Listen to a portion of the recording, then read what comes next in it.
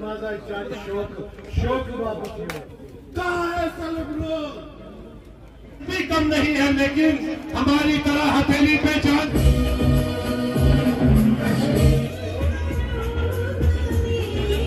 हमारे चाहने वाले आए हैं, उनका पहल दामनी को मद्देनजर रखकर आपका कोई बात के अपना वक्त निकाला है, उसे गुजारिश करता हूं जो हमारी डेमोक्रेटिक प्रोग्रेसिव आजाद पार्टी का जो वलवला है वो सारा यहाँ डाइस पर बैठा है, नहीं ले सकता, उसके लिए माजरत खाऊं।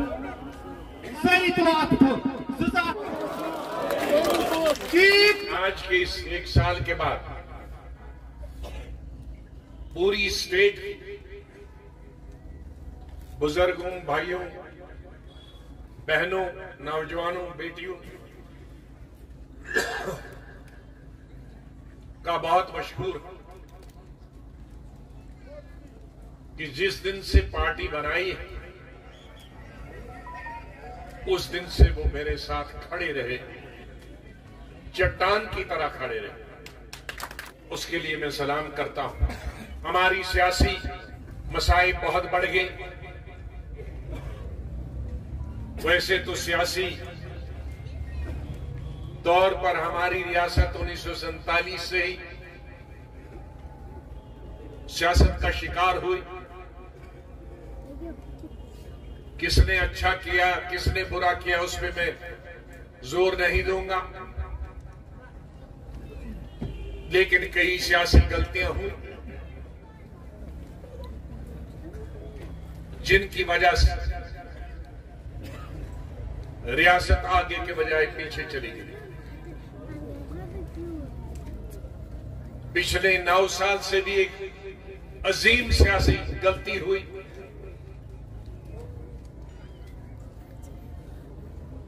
जो 370 और 35A और 35B, बहुत सारे लोगों को मालूम नहीं है कि 35A और 35B सिर्फ आजादी के बाद नहीं आया, बल्कि 1925 में महाराजा हरि सिंह ने लाया। पहला ऑर्डर 1925 में उन्होंने निकाला, दूसरा 1927 में निकाला और तीसरा स्टेट सब्जेक्ट की शक्ल में उसको कानूनी शक्ल 1930 में दी। तो उस वक्त के हुक्मरान ने भी, मैं इसका पार्लियामेंट में जिक्र कर चुका हूं कि काश अगर शायद बीजेपी को यह मालूम होता तो फिर शायद नहीं किया होता, वरना इनको लगता था ये कश्मीरियों ने मिलकर कोई नई साजिश बनाया। उनको उस वक्त भी ये बताया गया कि उनके पंजाब के लोग, उस वक्त पंजाब असली लाहौर को बोलते हैं और वो सबसे अमीर था, मुसलमान भी, सिख भी, हिंदू भी, कि ये जम्मू कश्मीर की जमीन खरीदेंगे और बाद में हमको कटोरी लेके भीख मांगनी पड़ेगी जमीन के लिए, हमें जगह दे दो। सबसे बड़ी अजीम सियासी गलती सरकार ने की, मरकजी सरकार, जिससे और हम पीछे चले गए। एक अनसर्टेनिटी पैदा हो गई, ये जमीन हमारी रहेगी कि नहीं। कोशिश की, जिसके लिए हमने, सरकार ने कोशिश की उसको छीनने की।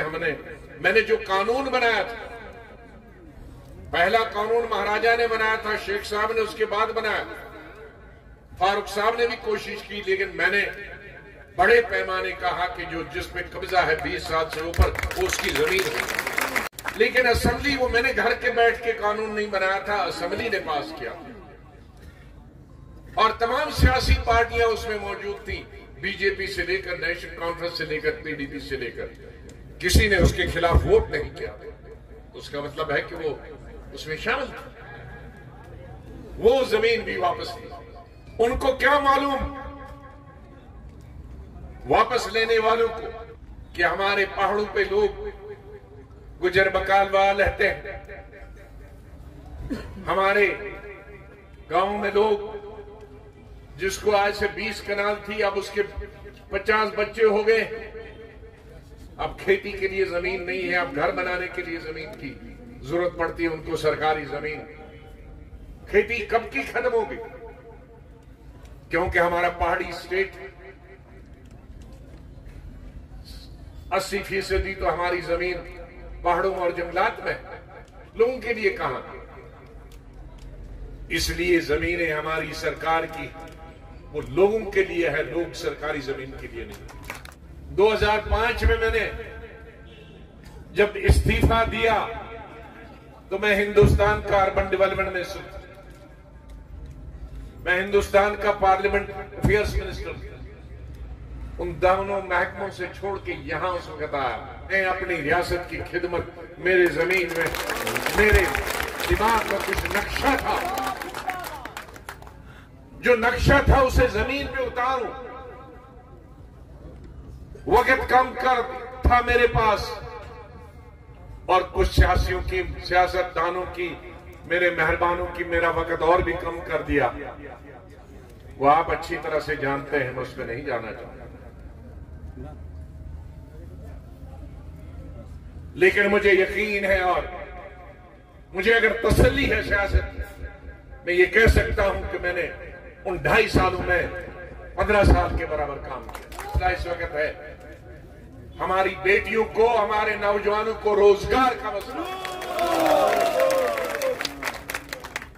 हमारी जहलत और गुर्बत, बेकारी और बेरोजगारी को खत्म करना सबसे बड़ा सियासी मसला। पिछले दिनों से बड़ी ताजा अफवाह, और ये सिर्फ जम्मू कश्मीर में ही, कि गुलाम नबी आजाद साहब लेफ्टिनेंट गवर्नर, अरे मैं कोई मुलाजिम हूं,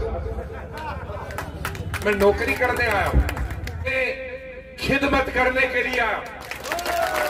यहां चंद लोग चश्माशाही जाएं, उससे रोजगार नहीं मिलता। मैंने जो नक्शा बनाया था 2008, आज मैं बनाना चाहता हूं, और वो नक्शा भी मैंने जाना। उस वक्त 22 जिले का, अब 20 ही जिले रहे।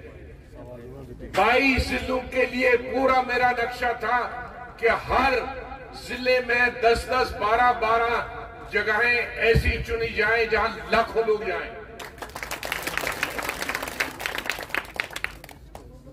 ताकि हर जिले में